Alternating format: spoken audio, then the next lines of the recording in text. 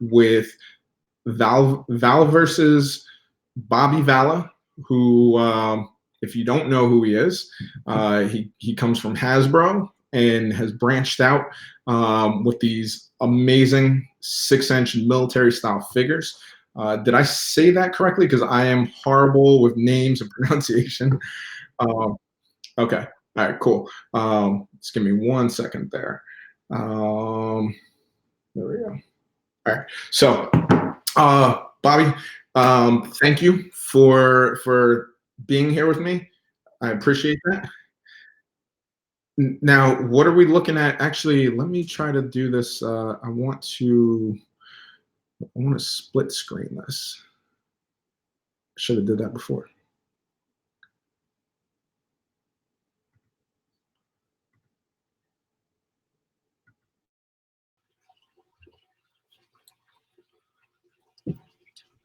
There we go.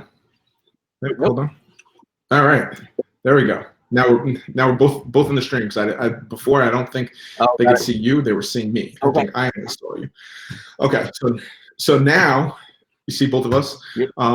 You're in your figure room there. Yeah, this is my my Joe room / office. So this is where I have all my Joes. It originally started as a giant, like a Joe room. It was my whole G.I. Joe collection was in here, and that's when I was still at Hasbro. And then when I left Hasbro, I was like, oh shit, I need an office. So I used to have like big smoking chair, like lazy boys that I used to just sit in and watch like movies and stuff. And I wanted it to be like a lounging sort of room.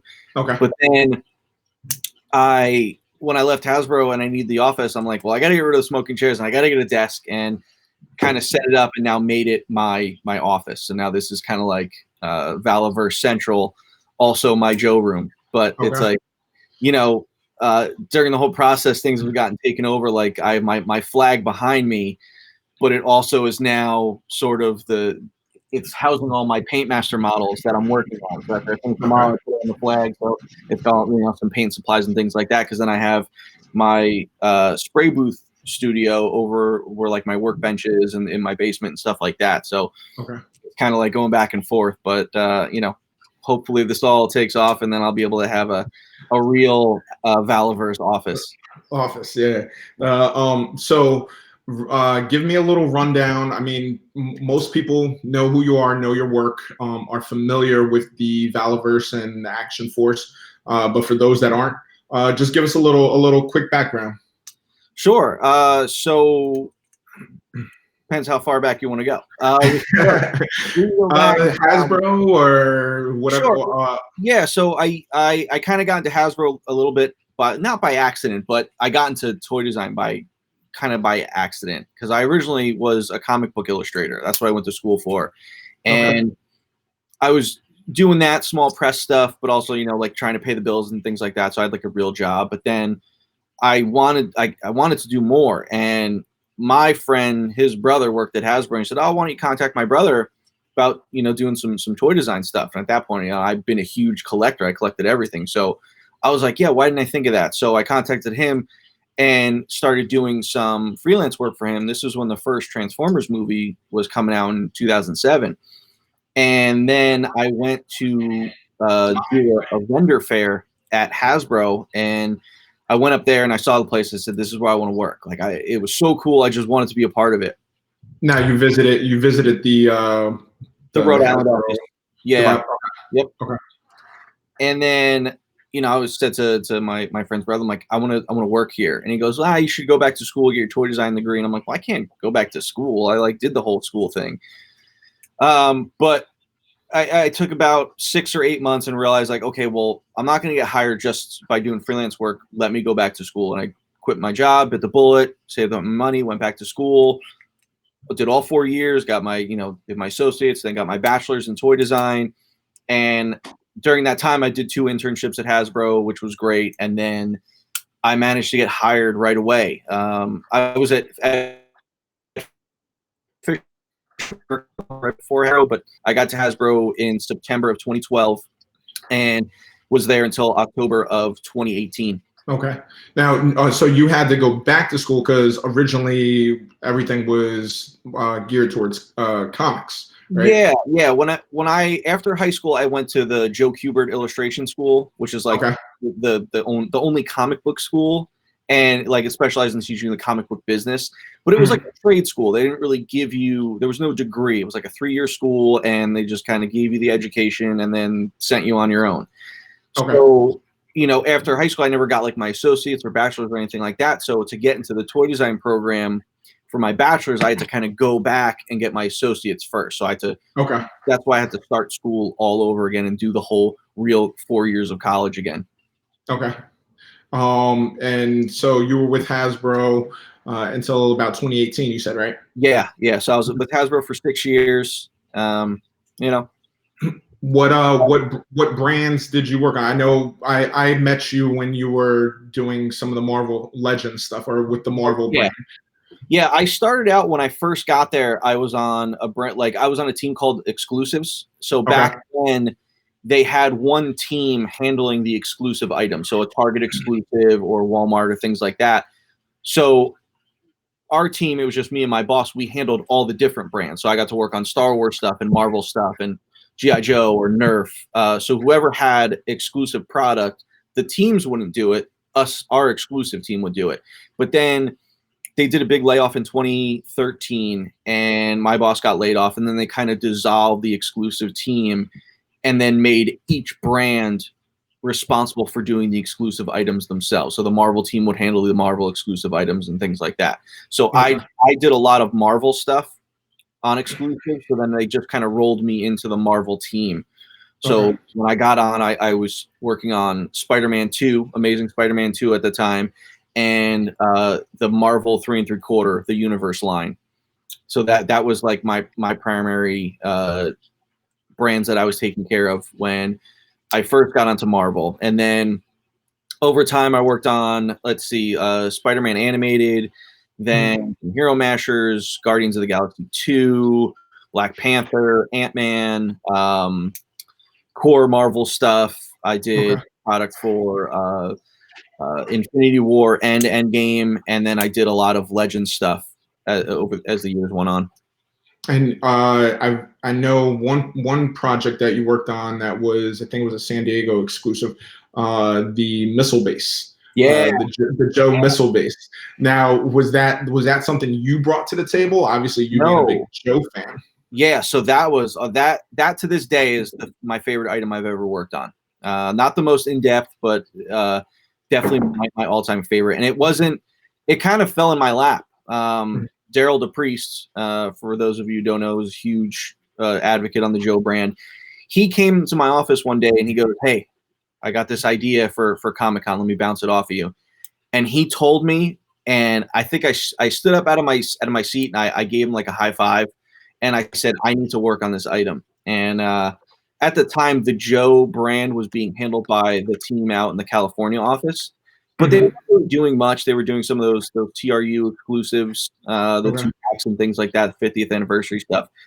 And Daryl said to me, "Well, why don't you get permission from your team?" And I went through all the channels, and my boss got permission from his boss, and they allowed me to work on that GI Joe item. And I was so happy they did, because that, like I said, it's my favorite item. I loved every bit of working on that one. It was really cool, and for it to have been so impactful to the Joe brand and for people Hmm. who love that item so much was really cool. So, would you say that's like one of, I guess, while you were with Hasbro, like one of your all-time favorite projects that you worked on? Yeah, yeah, Yeah, definitely. There's like, if I had to pick like three like or your top three. yeah, like that. Oh, that's definitely in there. That's like one or two. I mean, when I think about it, like there's some ones that stick out, like the Legends Infinity Gauntlet. That one was really cool to me because of like the exposure it got, and I remember like Kevin Feige and the Russo brothers put a post on like Twitter that said like that was the best item that Hasbro ever did. And like the fact that they had that, like they acknowledged that, like, and that was an item I worked on was really cool. And then I did a dancing Groot figure that won Toy of the Year, so that was really fun. The 12-inch Legends have a special place to me because that was a line I got to do from scratch, even though it didn't really take off. But um, Yeah, the Missile Command headquarters is definitely in the top 2 or 3. So the 12-inch ones that the relaunch on a 12-inch, you had a big part in getting those back out to the market. The Legends. Yeah. Yeah. So when I'm trying to remember what year it was, maybe like 2016, 2015.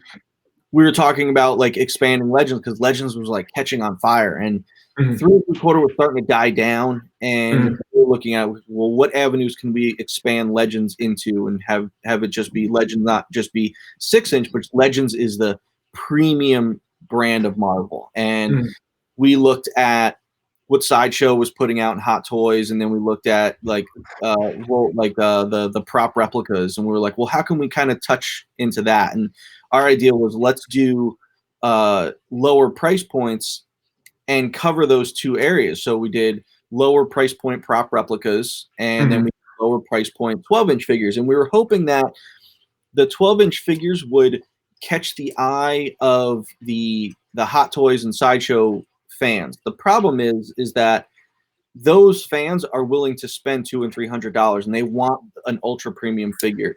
Where what we did was, when we started out, it was super premium, and it was in a really premium box. But then marketing kind of dumbed it down and cost reduced it and things like that, and it just became an upscale Legend figure, and it should have been more than that. And I just felt like, and then also I remember when it launched, like Amazon launched it first, and they put them out at a discounted price. So right off the bat, people thought like it was a deadline. So I think it had sort of this bad taste to collectors, and they just didn't think it was anything that was going to have longevity. But we went pretty deep in that line. Like, we did 2 years of it, and we did a lot of figures, and we did a 14.5-inch Hulk.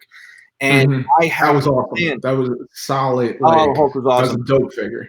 So, and the Wolverine was amazing. Wolverine was great. Black Panther was great. Like, I felt like they were all great, and there was so much more that I had planned to do in that line. And then it just didn't catch on, and the markets, put them at discounts, and it was just unfortunate how the line was handled. But luckily, the prop replica line took off, which I got to work on all those, and that was great. And that's still a line that is they're still doing well.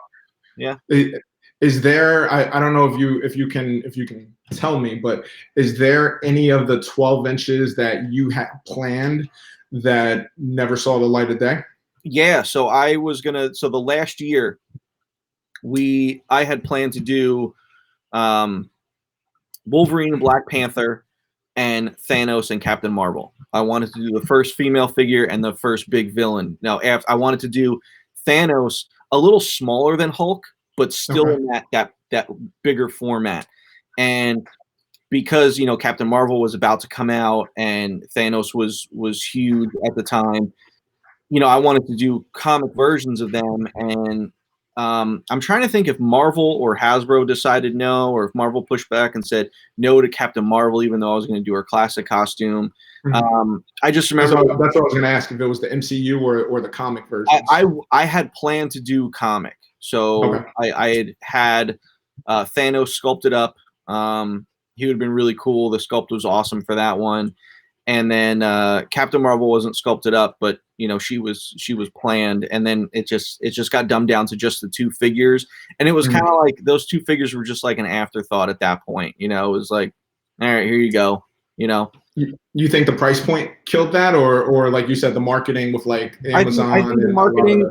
I think the marketing. I think if we went with a higher price point, I think if it was $75 and it was because it was originally supposed to be in a 5th panel closed box, just like Hot Toys or Transformers Masterpiece, and then some idiot from sales from like Walmart or Target was like, no, we have to see the product. And it's like, well, no, you don't. This is a premium item. The people who are buying this know what they're getting. But then we're forced to do a window box. And then, like I said, at that point, it just looked like a big Legend figure. And, we got some things cost reduced out of it. Like, I just felt like it could have been a much better item. Luckily, like, I still got some things like, a nice cloth cape for Thor, a lot of the extra heads and things like that. Like, I got some really great accessories in there And like I said, Hulk is amazing. But I think if it was like $75 and then bigger figures like Hulk, Thanos, they were 100. Like I think if the line felt more premium, I think it would have been more for that statuesque kind of collector. I would have loved to see like a Venom, 12-inch Venom. Yeah. That would have been dope. Yeah. The first thing I thought when I saw that line was, I'm old enough to remember the 12-inch Toy Biz Figures. Right, yeah. And it was like, no, of course, obviously they weren't ideal to have because, your collection is usually 3 3/4, 6-inch figures, but like you had those 12-inch and everybody knew those, and they just, every time I saw the 12-inch Legends, I was like, that immediately just took me back there. But they were so cool because detail was there, the articulation was there, Hulk was amazing, Thor, I knew people that weren't even collecting Legends that saw those and were like, yo, I need those because they just look so dope. What other companies have you worked with any other companies besides Hasbro before venturing out on your own? Yeah, after I left Hasbro, I went to Jazzwares for a little bit. Okay. But timing just wasn't right for that to continue. Okay. Yeah, and then I almost went to Wicked Cool right before they were purchased by Jazzwares, which would have been really cool. They're all under the same roof. Yeah. But I'm always talking to companies because I would still go and work for another company and still do Valaverse as well because I still like to be part of a larger team and a larger company and help expand brands that they have. So you're a huge Joe fan. You're also like the biggest Steel Brigade fan, and you have like the biggest collection from what I hear. Is this true? I've got a couple. I think I'm over 105. Okay. Yeah. So you're like the true like army builder. Not necessarily. I don't army build everything. Like everything else, like Crimson Guards, Bats, I only have one of. But Steel Brigade was my favorite Joe as a kid. And why is that? There was some cool because I loved mail-aways. When I was a kid, there was nothing cooler than like getting something in the mail. So you name it. If it was in a cereal box, if it was from a bag of chips or something like that, like I like literally mailed away for everything. Like I can remember every mail away. The Clear Predator, the stupid Rice Krispies car, the submarine from Frosted Flakes, DuckTales PVC figures, but like Rice Krispies had, I think it was Rice Krispies that had the Lifeline figure, but but also like any mail away, like when you got the catalogs from Joe, like you had like those pamphlets, you open them up and it was like all the things you can order. And I do miss the catalogs. I miss having like just even like Christmas catalogs. Yeah. Like the new generation knows nothing about that. They go online and like everything's there. I used to look forward to that. Yep. Sorry to interrupt. Steel Brigade was big for me. I filled it out. I mailed away for it. I waited the 6 to 8 weeks or however long it was.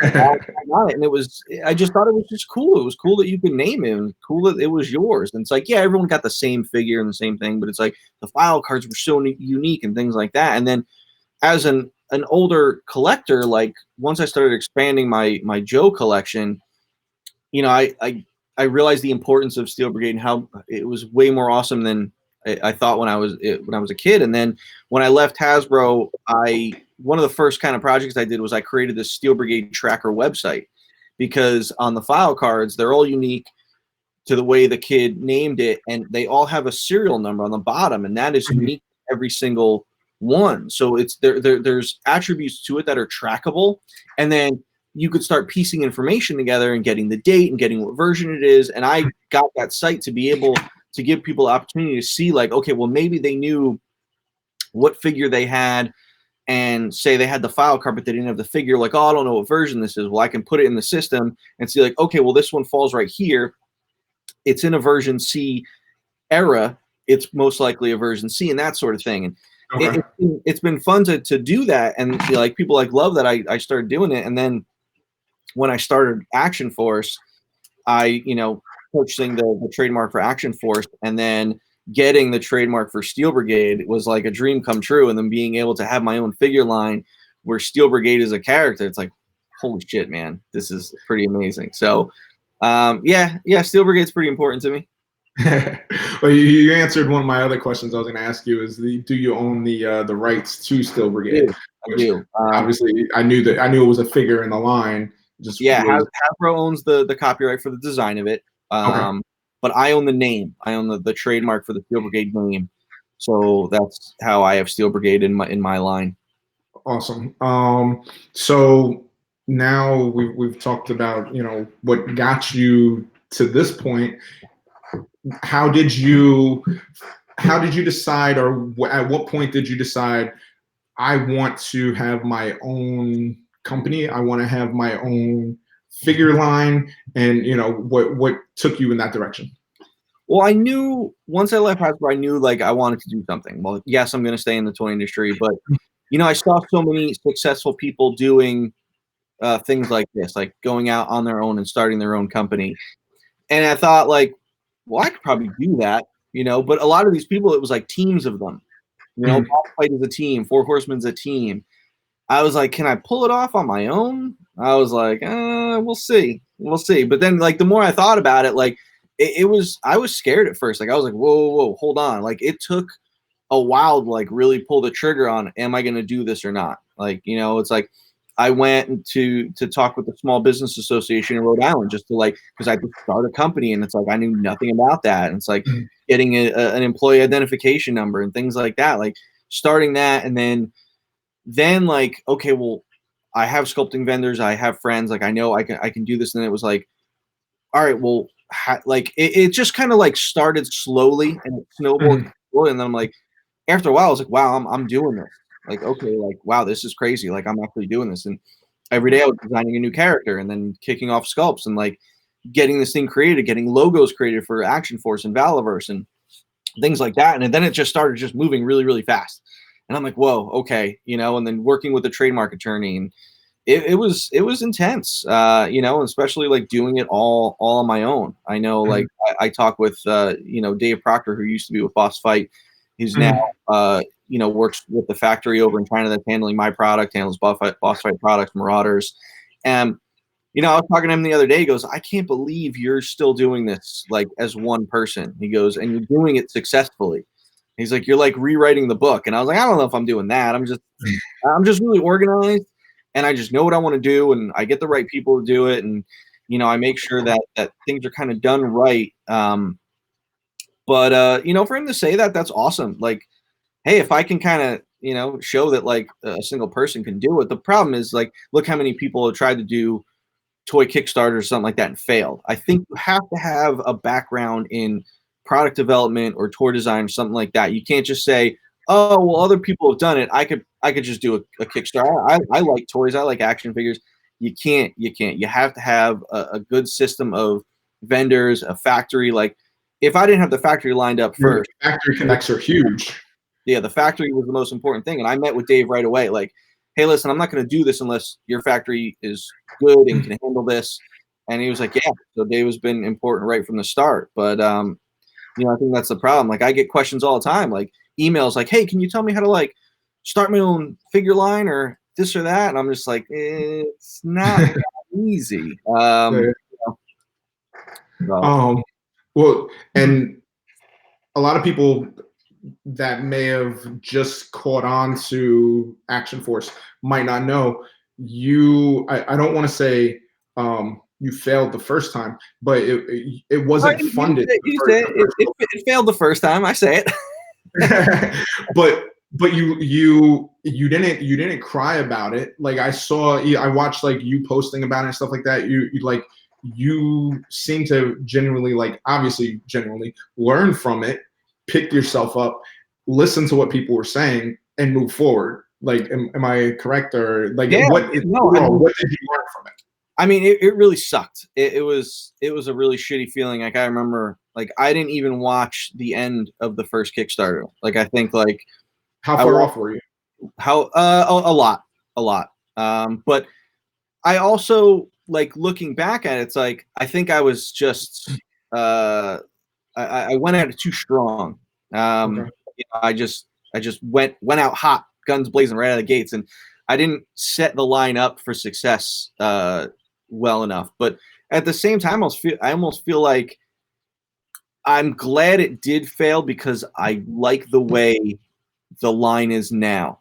Had the line funded then, I wonder. Like I think that I might not be as happy with the way things turned out. So it's really sucked, and it was the kind of the worst thing ever, because at the same time it's like, you think about all the people that are like, he failed, like all like the naysayers and things like that. Like that's what I thought of, like, oh well, they were right.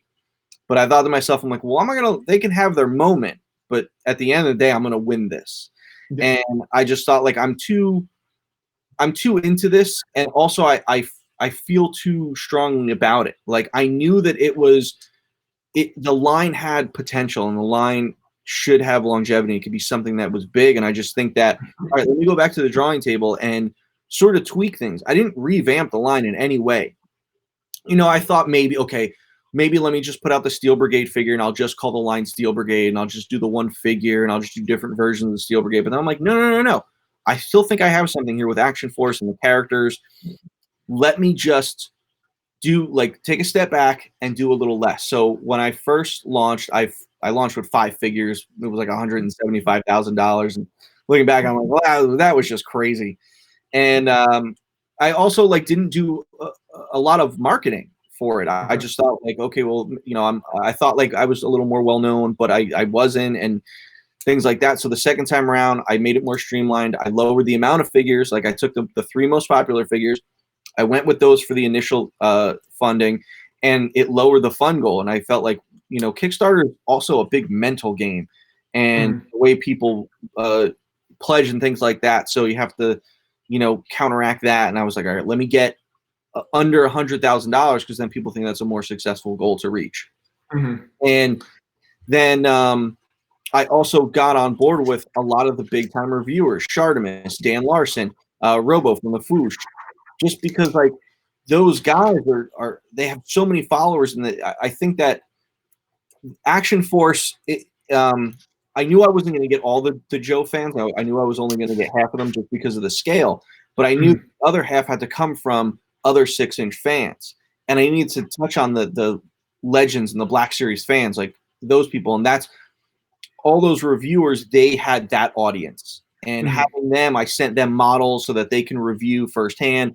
Those guys were integral part of Action Force funding. So I'm so indebted to them, because they helped out so much in spreading the word and getting so many more people on board now, that I was able to fund easily the second time. Yeah. So you mentioned the scale, which I mean, I love the 6-inch scale, but growing up, obviously we had the 3 3/4-inch scale, GI Joes and Star Wars figures. And I know that, well, actually here, there's a better question. So Star Wars, a lot of true Star Wars collectors for the longest time, and even still now a little bit, are against that 6-inch scale.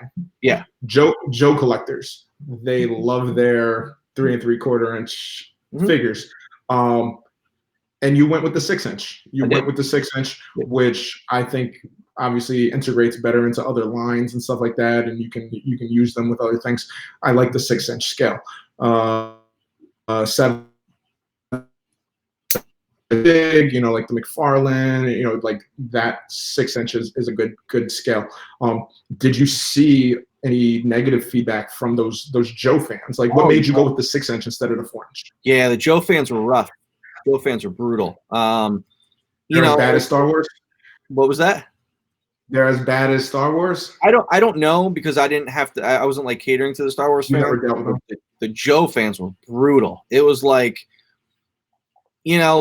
oh, you should be doing this 3 3/4. If he did it 3 3/4, the line would have funded, or this or that. Like, oh, I'm not doing it because, I gotta have figures for my vehicles, and it's like, listen, I have no problem with being a one scale person, but it's just like the way they came at it, I was just like, all right, whatever, man.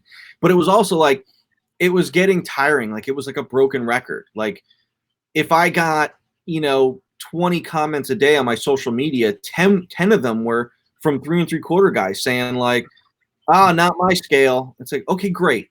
I got it. I got the memo, not your scale. But Yeah. it doesn't matter. It doesn't matter. This is 6-inch. Like, people thought like after it didn't fund the first time, like, oh, well, he should make it 3 3/4. No, man, it's staying 6-inch. So, you know, it's like, listen, I appreciate that you collect what you collect, but at the same time, it's like I was getting tired of hearing it. Like, it was like, I don't need 1,000 comments saying, well, I'm a 3 3/4 inch guy. All right, great. Well, then what is your comment doing? Like, what do you, you know, sorry, 6-inch. What are you going to do? You know?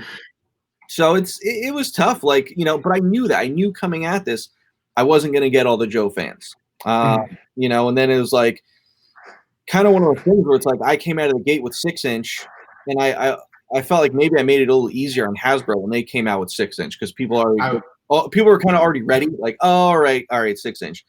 But I was just going to say that. How do you feel about?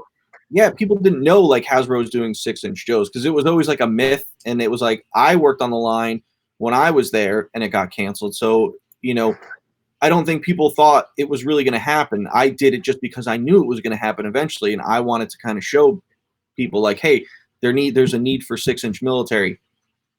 But it's funny seeing how many people are now on board with the 6-inch Joes after they see them. So, so you were working on that line. Obviously, it wasn't publicly known, but you were working on that line prior to you leaving. Yeah, I did it. I was working on that line in 2016 when the third movie was going to happen in 2018.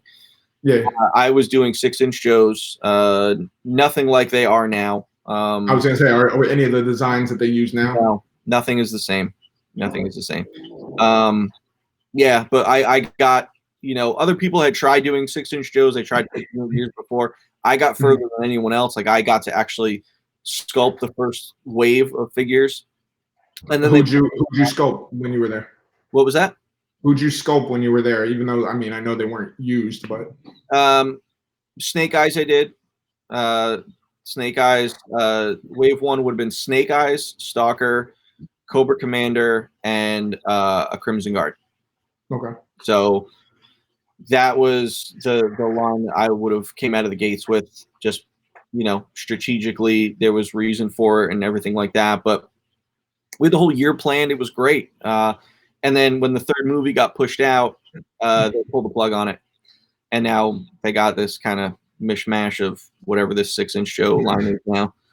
Now, even the Joes that they're putting out now, when they were first announced, there was a lot of negative feedback with that as well. I saw people like, oh, these aren't my Joes. Like you said, these aren't my Joes. This isn't my scale. Blah blah blah. I know people were talking about like Duke, Roadblock, Scarlet. They were just negatively talking about them.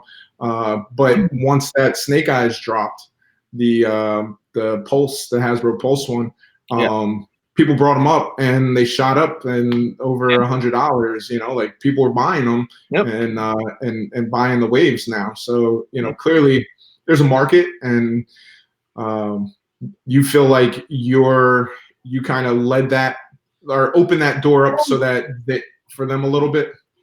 I don't think so. I think maybe it I think it maybe opened people's eyes to the idea of it.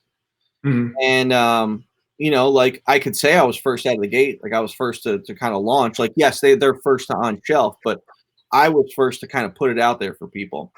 Yeah. But no, I mean, like I said, if it opened up for people, sure. But I mean, at the end of the day, them releasing 6-inch Joes helps Action Force, and I think Action Force helps 6-inch Joes. Yeah. So, at the end of the day, I guess, the two can kind of coexist. But I know my sales shot up like crazy after the 6-inch Joes got announced, just because of the things they're lacking, and then what Action Force is providing. So that's been good. I love the Swarm figure that you did. Awesome. The accessories and stuff like that look incredible. The design is just phenomenal. That's one that, like, I'm an army builder. So like I like figures that I'm like, oh, okay, I can get a couple of these. Like even if it's not an army building type of figure, it's still one that you can get a couple of. Like I said, like you know, Steel Brigade. Like you have several of, even though that's not your intention. It kind of Yeah. What now? Is there a character designed of you mixed in there? No, no. Everyone thought that. Everyone thought Karek was me, but it's not. Not me. Okay. No. I had my head on an action figure in the Legends line, so I kind of checked that one off. So I didn't need to put myself in my own line. I figured You did? Which legend? Myself in there. Which legend? Remember the all new X-Men box set, the TRU box set? Yes. I'm Iceman. You're Iceman. Okay, Yeah, I gotta look at that a little closer. Yeah. So why did you go with the name Action Force for the line? Because when I was looking into it, and I wish I could remember all the details. I just remember things happening so fast, and it's all kind of a blur. But obviously, like me and Daryl are very, very good friends. So we were having lunch, every week since we both got laid off together, and we're bonding over that, and we're just talking about it and like what we're going to do next. And I was always bouncing my ideas off of him for this. Now, when he was there, he was kind of in charge of protecting the trademarks and things like that. So I don't know who suggested it, whether me or him, but the idea of looking into what trademarks had expired and what was available, because it would be good for the line to have some sort of, I don't want to say it ties to Joe, but when you think of these names, these trademarks, they sort of have value to them. Mm-hmm. I looked at it like, well, Action Force was so important, not for kids here in the States, and certainly not. That was over in Europe, right? Knowing it, I didn't know it. I didn't know it until I was an adult. But the fact that like nothing was done with it, and it was such a strong brand for so many years, it was kind of like, well, all right, well, Hasbro hasn't done anything with it, and they let it expire in 2005 or something like that. And I just looked at it like, well, that name's just gonna die when like it's never gonna come back. Like there's nothing. So Hasbro had the licensing for that at one point. Yeah, they own the trademark because once they acquired Palatoy and things like that, they had it, but they'd never done anything with it in like the 2000s, and then in 2000 they just let it go abandoned. They never like renewed it for anything. Okay. So it was just there, and I looked at it like, well, it would be unfortunate if this line were to just die. And I wasn't trying to, redo, like, not. It wasn't like I was trying to replace the old Action Force. I was just trying to reboot it and allowing the name to live on. Because if I didn't, it would have just died. So that was my whole thing, was I wanted to bring something back that had this value to it that people remembered, that shouldn't have stayed dead like that. And I wanted to just reboot it in a way. And that's why I took it. And I like the name. It's a cool name. It's catchy. It's a name that you can put in. Let's say if you make it into Target and Walmart or Toys R Us, if they're still around, it's a name that if a parent sees, like they're like, oh, Action Force, I can get that for my kid. Yeah. but it's a good name. I think of it like, can I see Action Force as a Netflix show? Like, would Netflix have Action Force as one of their shows on there? That's what I think. Do a comic or animated type of. I want to do it all, man. I want to do it all. I just getting the figures out, getting the line, like it's like I have so many ideas on how this line could expand, and it's like it sucks that like I'm at the mercy of like product development, because the line has to, like, we got to produce the figures, got to get them out. Once it gets out and people have them in their hand, it's like off to the races. Like, we're going crazy. I want to expand like crazy, for sure. Would you want to do a vehicle down the road or anything? Vehicles, definitely. Because a lot of people were like, especially those Naysay Joe fans that are just like, oh, well, I need vehicles for my figures. It's like, I can do vehicles. Like, I have a plan on how a 6-inch vehicle could be done. But we'll get there. We'll get there eventually. But I'm always thinking, always, like all the time, just because I don't want this line to be just like a flash in the pan. Like, I'm here to stay, and I'm going, man. Listen, and it's like, listen, no one's ever going to replace GI Joe. No one's ever going to stop Hasbro. But let me tell you something. I'm going to be running right next to them. Competition. It's like I'm here, man. I'm here, and it's like I've put if people knew the amount of money that I've put into this line already, like yeah, there's no way I'm giving up on this. There's no way that this thing is just gonna be like a 1-year thing and that's it. Like no. This is staying. Like this is here. I'm about to sign my first licensing deal, which is going to be huge news when I officially announce it. So stay tuned for that. Like things are happening. Big things are happening. What, as far as like designing, what's your go-to with the design? Like 80s, 90s, a more modern, futuristic type of thing. Like I always with this line I've gone very real world. Like I on my computer it's like I have tons of reference folders of real world gear. Like people can kind of pick out like aspects of the vests and things like that where I've got that reference from, and I'll usually take like a couple pieces of reference and then make them into something because I want the gear to feel real. Joe's, when they first started out, were very generic military, but then as you saw, they got kind of crazy with their colors and their gear and things like that. I wanted to have unique characters, but still keep them very grounded. Okay. So like, yeah, Bone Collector, it's like, yeah, he's wearing a mask, like a saber-tooth cat mask, but his gear is real world and things like that. Like, and I'm certainly not going to put laser blaster guns and things like that. And they're like, all the weapons are real world weapons. So that's real important to me. But yeah, I mean, designing is you sort of get your inspirations from different things. And I love the fact that I have like every single Joe in my room because I can look at how the line evolved and I can look at modern and things like that. And I'm able to like look at a certain year and say, wow, they started going this way with it. Like you can look at like 86 in Joe and see how much Mad Max influence there was there. And, just the range of it and see like the different trends, how it was affecting the line. And then looking at like when Pursuit of Cobra came out and the more modern grounded military, like that's probably what I focus more on. And just because it was such a well done line, and that's more like what Action Force is like. Okay. So you have pretty much almost every Joe? I have every Joe, like I have everyone from 82 to 94, and then I have everyone from 07 to now. Okay. All that junk in the middle, I don't none of that stuff. That Valaverse Venom, Spy Troops crap, yeah, I don't. No, that early 2000 stuff is terrible. Everybody says that about the 2000 stuff. They're like, no, listen, there's some hardcore 2000 fans. I've said that a bunch of times, and they're like, no, man, there's so many good characters, and I'm like, no. Nah.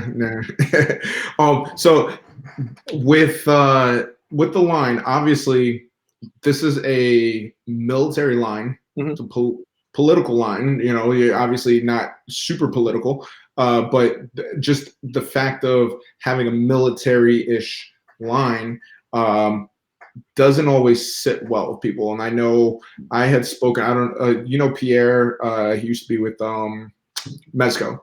Yeah. Okay. So I did an interview with Pierre a couple years back, and when the 112th line was like starting to take off, and I had asked him, I was like, in my mind, like I was thinking the old 12-inch Joes with the cloth, I was like, would you guys be interested in trying to get that license to make them 112 figures?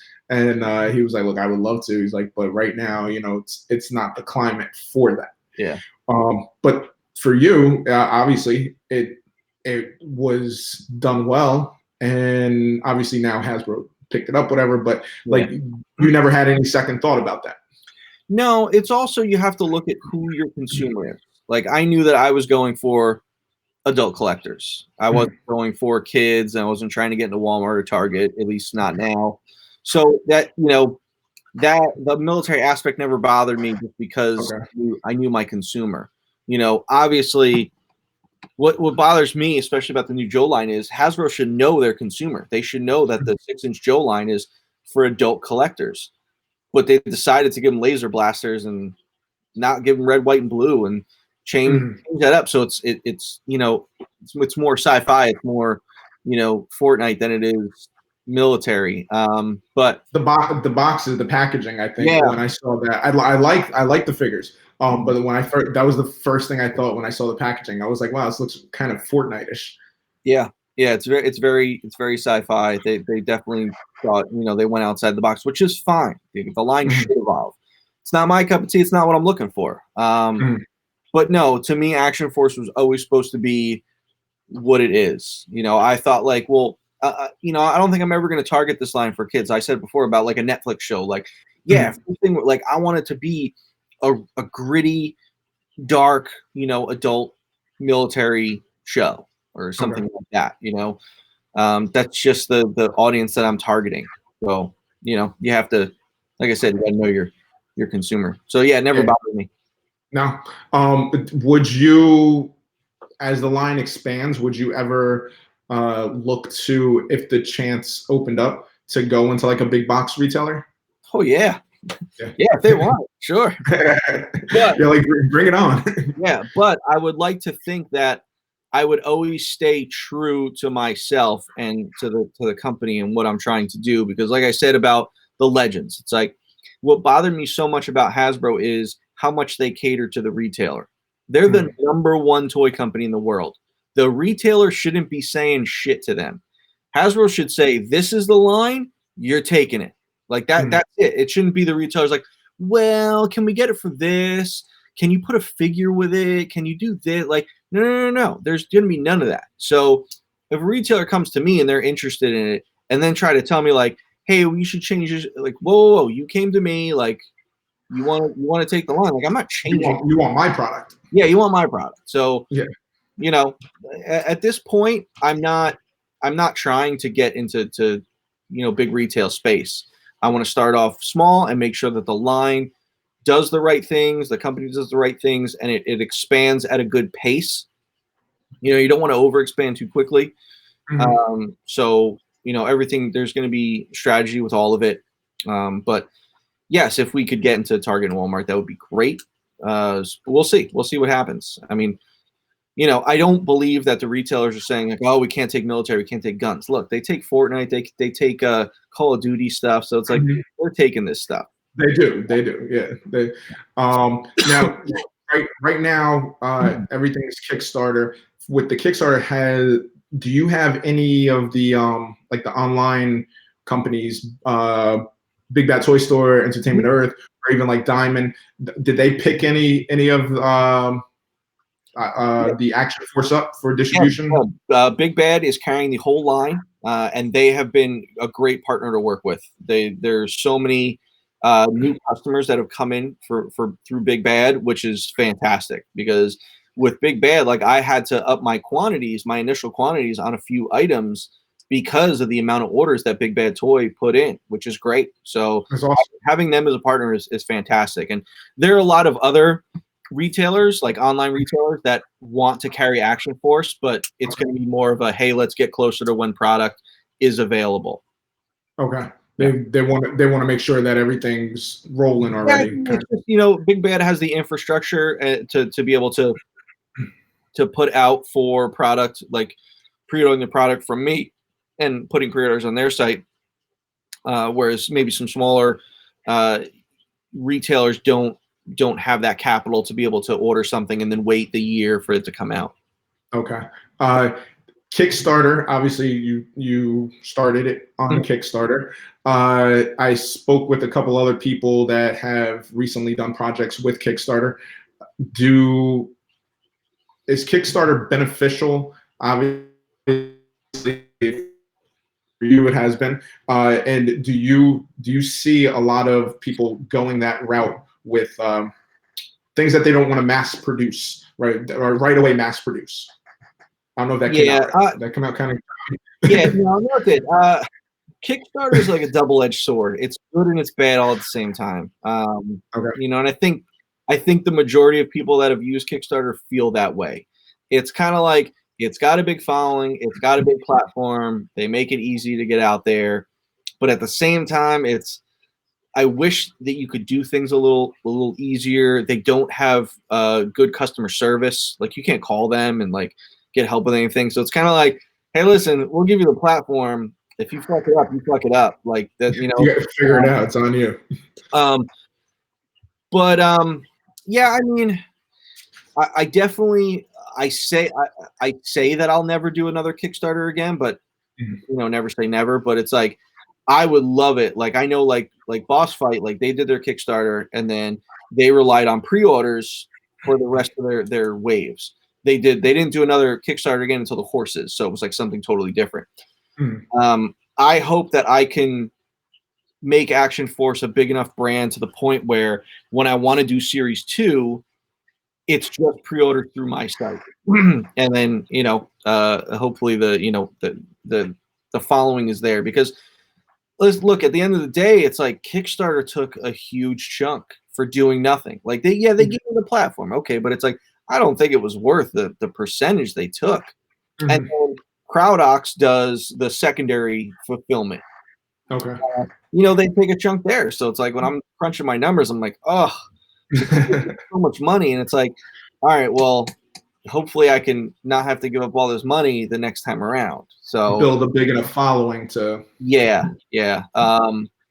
But yeah, Kickstarter is, but it sucks because so many people have been successful, but also I feel like a lot of people ruin Kickstarter for toy lines, because I feel like you had this peak from like 2014 to 2017 or 2016 you had 2 solid years of people doing really successful Kickstarters, Marauders, Boss Fight, 4 Horsemen.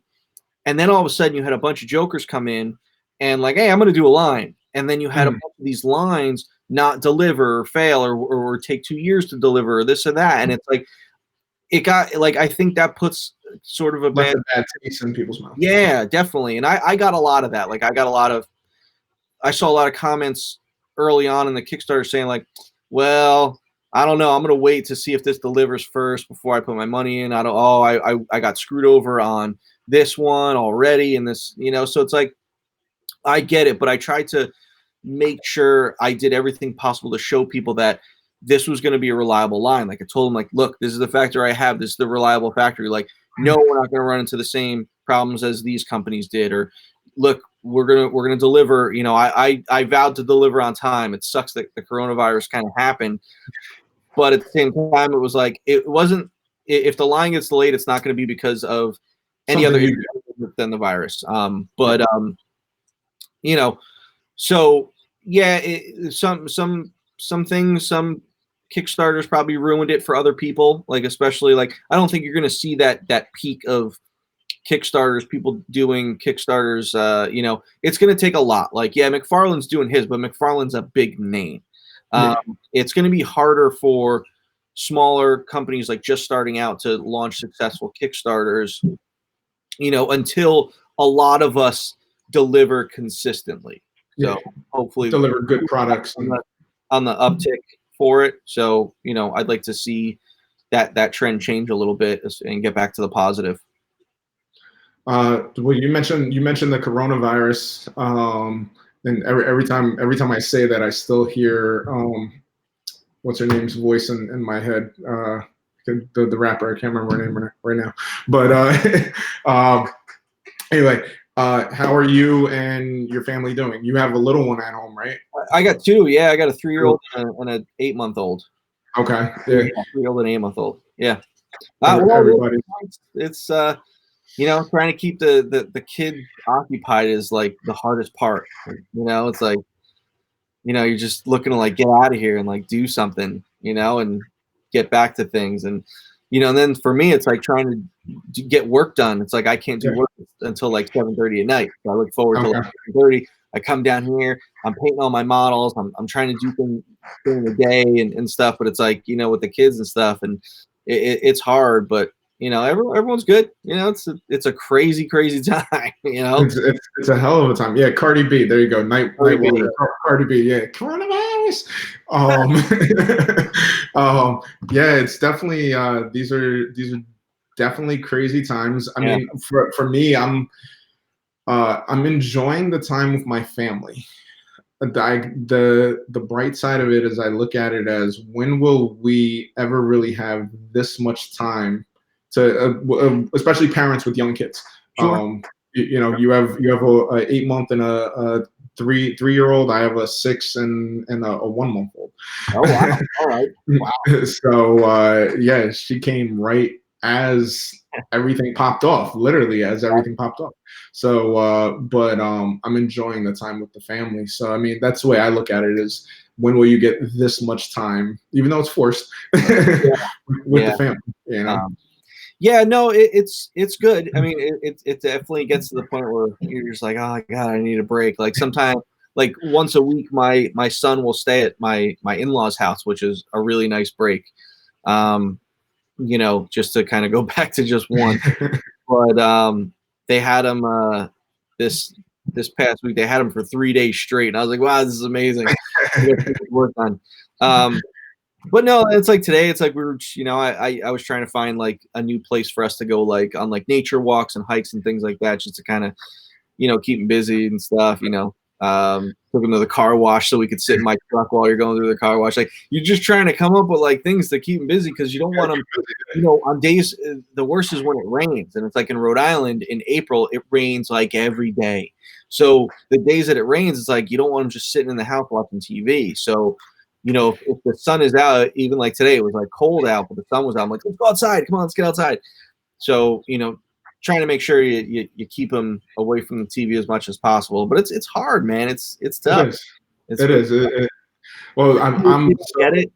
He's like, why can't I see my friends? And I'm like, bud, because of this whole, virus thing. Between me and my wife, we've been taking turns teaching our daughter. So it's like, wow, am I gonna fail first grade?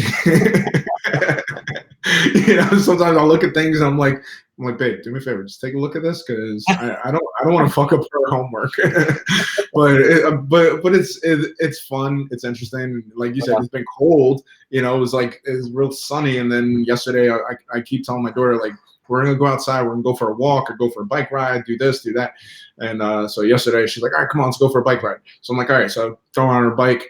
And then like 2 seconds out there, she's like, Dad, it's like freezing. So I was like, well, you're the one that decided to wear a dress. I said, so I was like, go back in the house, put some pants on, so we did a little lap, and then we came back, and she was like, all right, I'm good. It's cold, But all right, do you think this is going to have a big impact on the toy industry as far as like product shipping, or I should say with yours, like you said, as far as everything that you've done and you've been able to control, you were on board, you were chugging along, moving forward. Yeah. Now so I've been talking with the factory constantly, and at this point, they're not 100% sure if there's going to be delays, but they said that if there are delays, they're hoping that because they're kind of taking their time in the beginning of it, that the delays will be less.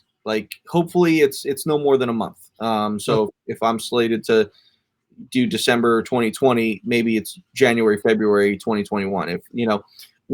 If they start telling me like, April, May 2021, that's where I'm like, whoa, we got to start pulling this in. Like, I wanted an on time.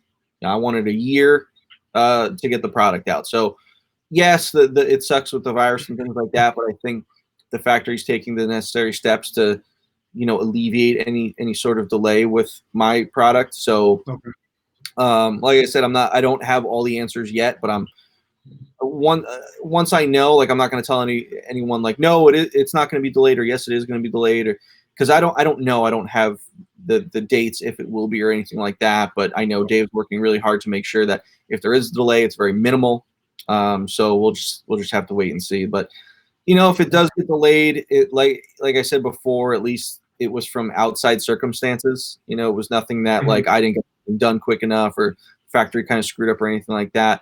It's more just about like, all right, well, this outside freak thing did it, which is a bummer. But it's if it affects everyone, it affects everyone. But hopefully it really doesn't. Hopefully people can kind of make up for the few months that we lost with it, because at the end of the day, it's only really been a few months or a month at that. It's like 4 or 5 weeks. Yeah, because the factory they were on Chinese New Year. They came back at the end of February, so that was like March and now April. But it's like my factory, it's like they're getting back up now. So it's like you kind of lost 2 months there. So the way I see it, it's like, all right, well, if we have to make up 2 months, we got to make up 2 months. But it's not terrible in the grand scheme of things. But if we got to the point where this was like, if we were on lockdown till like June or July, like that's when you're like, whoa, okay, now we have to like really reassess here. So, but no, I'm keeping an eye on it. So fingers crossed, nothing really happens. Staying optimistic. I know for me, I need a haircut. That was the thing with me. It was like I used to like do my own hair, like buzz my hair, buzz my beard, but it's like I never really liked it. So then I started like actually going to the guy, and like he was doing kind of like a fade, even though I got like no hair, and he was trimming my beard. Like, got to the point where I really liked the way my beard was getting cut, and then this happened, and I'm like, shit. So that's how I was. I used to keep my hair always like real close cut. Like there was probably about like yours. It was like a half, right? Yeah. And then when was it? February, like into February, beginning of March. I was like, I'm gonna let my hair grow. I was like, I haven't grown my hair in like a long time. I'm just gonna let it grow out and do something with it. And my wife's like, no, don't do it. And I'm like, yeah, fuck it, I'm gonna do it. So then I started letting it grow, start styling it, and then this happens, and now I'm like, I look like a wolf. I'm like, the beard's just all over. My wife's like, I could always just cut it all off for you. Yeah. Just start over. I was like, nah, I'm good, just let it grow. I think you're going to get like half the people are going to be like, I cannot wait to like go back and get my hair cut and things like that. And then you're going to get the other half of people like, hey man, I'm lazy now. Like, it's one of those things, So it's like, I was talking to my wife, and it's like, I have no problem admitting that I love pedicures. Like I love them. And it's like, man, I really wouldn't mind getting a pedicure nowadays, but it sucks. It's like everything. Like I'm on a hockey team, can't play hockey. So it's like, you just can't do anything, and it's like you try to go to the store, I got my mask on, you run in, you get what you need, but it's just like, it's like a weird, like when you look back on it, you're like, wow, like we're gonna like remember this, and be like, remember when we lived through coronavirus, like it's nuts, You're like, what, corona, what, a beer? No, we were locked down, trust me. Right. Hold on one second. Yeah. I found this the other day. And I told my wife, I'm like, I'm gonna go to the store with this. There you go. A whole like little cosplay thing. I was like, if I put that on, there's no way they're gonna let me in the store.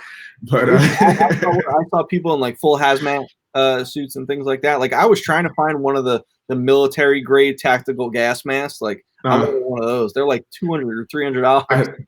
I have one of those, and it's got the filter here. Oh, nice.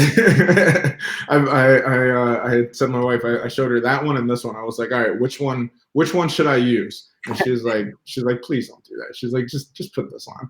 I have the Black Series full size Vader mask. I was like, I should go to the store with this on. I was talking to one of my boys the other day, and I was like, I have the Iron Man helmet. I have like a Star Wars helmet. I got the Vader, and I was like, which one should we put on? And just go out, and this is the one time that you can wear it, and yeah, people will look at you like you're crazy, but at the same time they'll be like, you know what, I wish I had one of those. I don't think anything's crazy nowadays. Like when I first started wearing a mask to the store, like I thought it was gonna be a little weird, but it's like it's just business as usual, Yeah. You're weird if you don't have one at this point, obviously. Yeah. Well, then you won't be able to get into the store. Yeah, I went to the store one night, and I like, more than half the people didn't have masks on. I'm like, I got home, I'm like, babe, people didn't have masks on. A buddy of mine was telling me he's in another state, and he was saying that he went and yeah, he was like one of the only people in the store with a mask. I was like, out here, I'm in New Jersey, and you can't go into the store if you don't have it on. Like there's signs that say you have to have a mask or you can't come in the store. Yeah, same here. Yeah. Now, you guys aren't opening up anytime soon, are you? Like they're Rhode Island? No, they just canceled schools for the rest of the year. So, but I think like Rhode Island is like behind the rest of the states as far as like when it peaked and things like that. Okay. I don't really keep track of everything. The only thing I'm keeping track of is like Georgia, because Joe Fest is in June. I don't but I don't know if that will be going on, but yeah, I mean it's still on now. Yeah. Like I was talking to my friend, like Hasbro, I think they're going back to work in May. So like, things are my haircutting guy sent out a text saying he's opening back up in May. So it's like May seems to be like the month where like, you know, Everything's coming back. up. And I think it's just going to be one of those things where it's like, we're all going to get back to normal life. If we have to wear masks, we got to wear masks. Like, you know, we'll get there, you know, It'll be our new normal. It'll be our new normal. I mean, if we can start getting into the herding immunity, that'd be great. Yeah. Well, let me see. So overall, what's the future of Valaverse Action Force? Where do you hope to see this going? Yeah, I kind of touched on it before. You've touched on it a lot. Yeah, like I said, I want this thing to go, man. Like I'm doing the comics right now, so it's like if there was more of me and I had a team, like I could be doing more. But you know, I'm trying to get as much out as I can. But in the next month or two, I'm going to launch the digital subscriptions for the comics online, and then obviously the figures. And then, like I said, man, if one day like I can land a Netflix show, like you know how cool that would be, or like an Amazon video show. Like I look at like Jack Ryan, I'm just like, man, that'd be awesome. Like Action Force can like do this. So you ever watch Strike Back? I haven't. You gotta watch that. It's 4 seasons of that. Bro, okay. It's straight. Yeah, if I got my jailbroken Fire Stick, so we got everything on it. But Strike Back, if you get a chance, you watch that. You'll with your line, I'm sure you'll get some type of inspiration from that. It's on Netflix? No, it's not on Netflix. It's on. I want to say it's on Cinemax. Oh, okay. I think this is the last season of it. It's been on for a few years now, but this is the 4th season.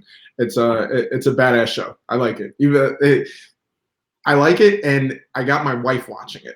Like you know, like she's. I don't know how yours is, but mine, like you know, some things she's like, this is too. I'm not gonna watch that. But like, if I watch it, and she like the other day I was watching one of the episodes I missed. She was like, why are you watching that? Like, I thought we were watching it together. I was like, ooh, my bad. I was like, my bad. I'll check. I need something new to watch, so I'll check it out. Yeah, Strike Back. That's a good show.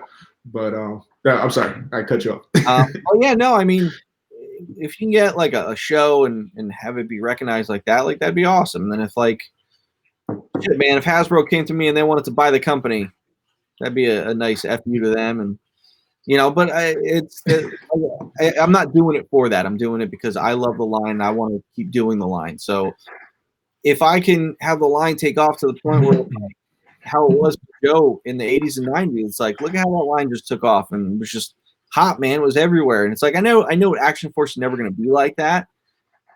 But if I could just make it so that this is something important, and this is like a piece of like toy and collecting history, like that would be awesome. Like that's just what I want it to be. I want to make cool product that people like.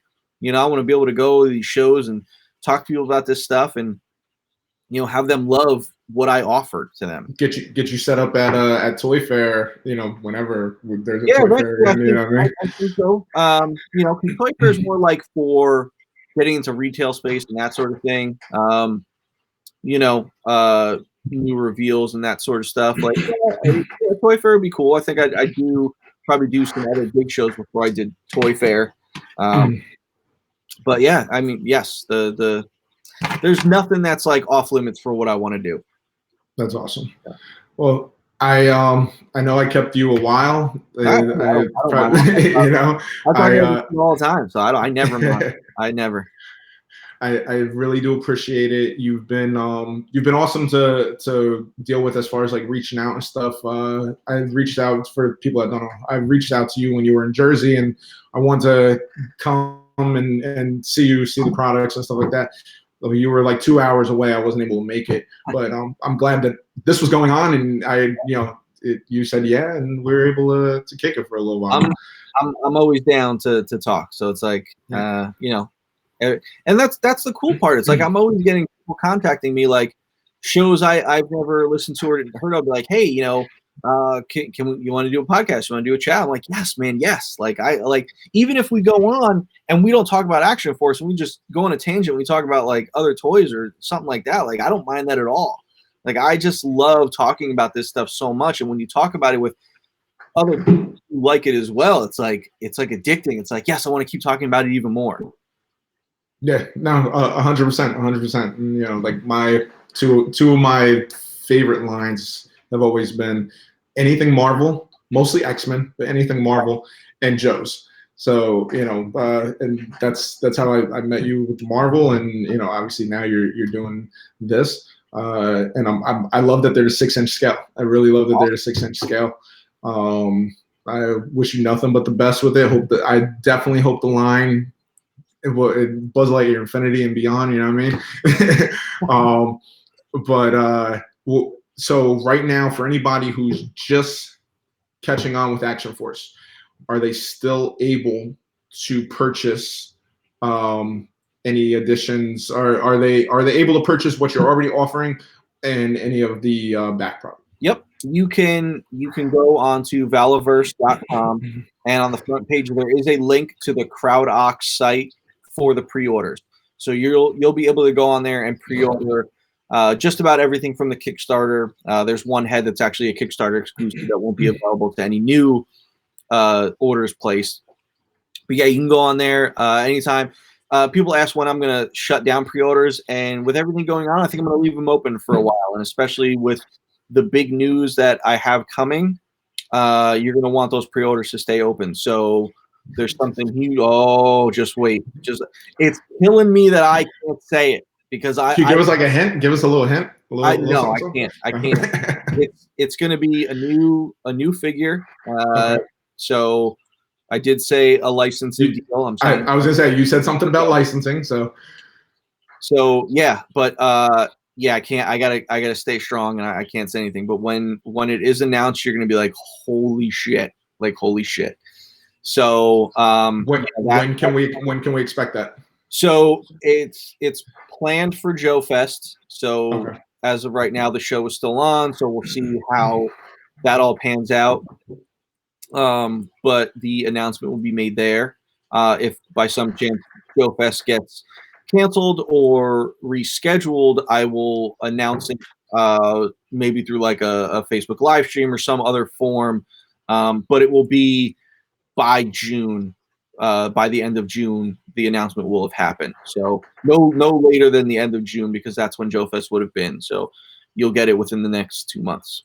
And that reveal will coincide with the release of these figures. Like that figure will be available with these figures now.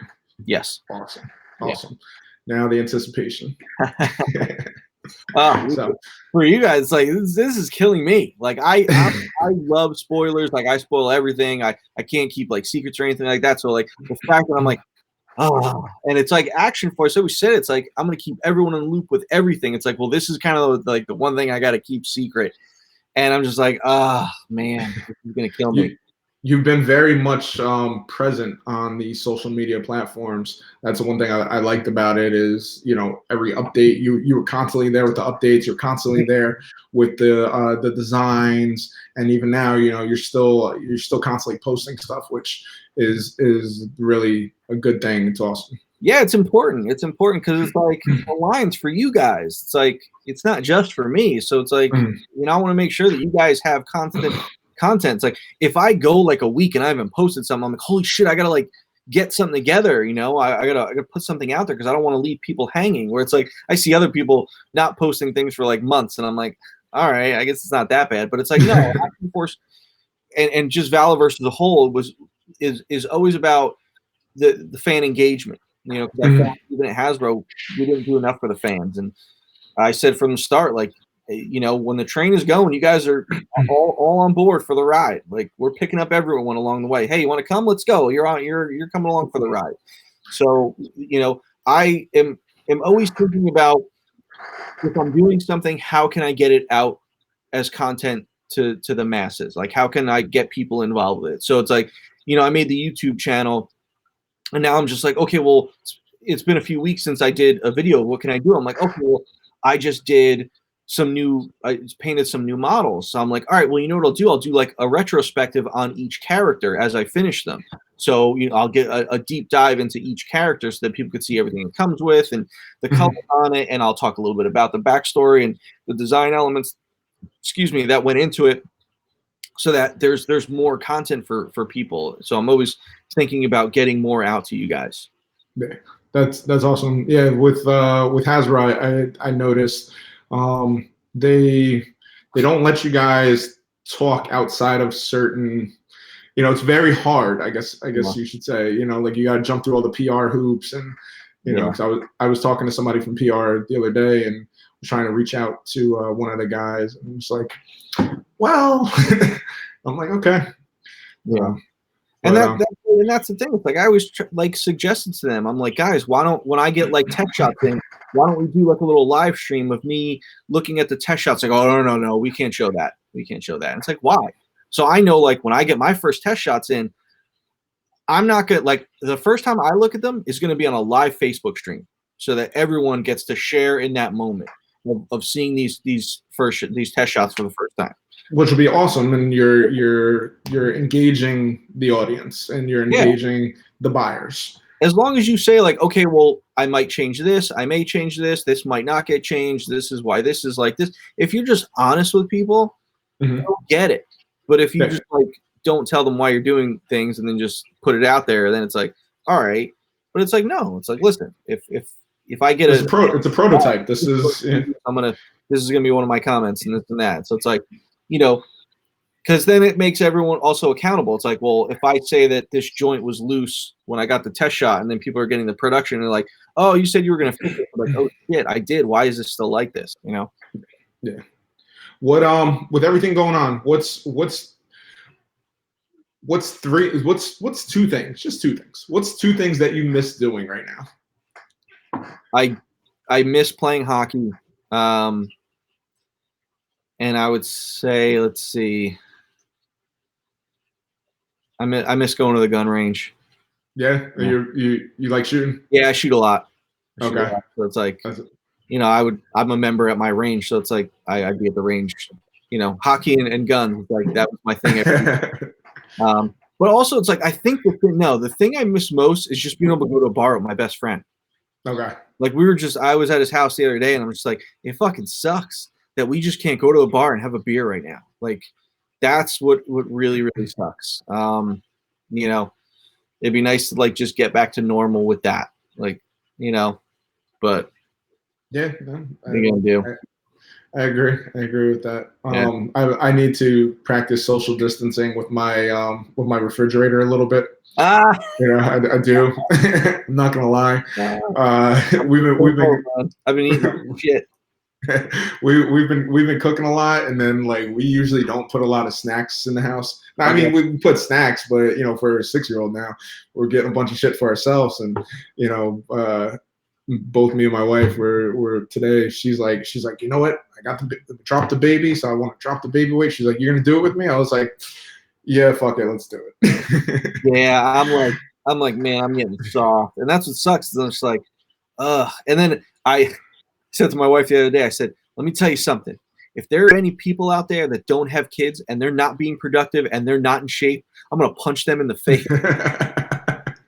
My daughter was shocked. We were outside like a week ago, and she found my jump rope, and I used to box and stuff. So she's like, Daddy, you could jump rope. I'm like, yeah.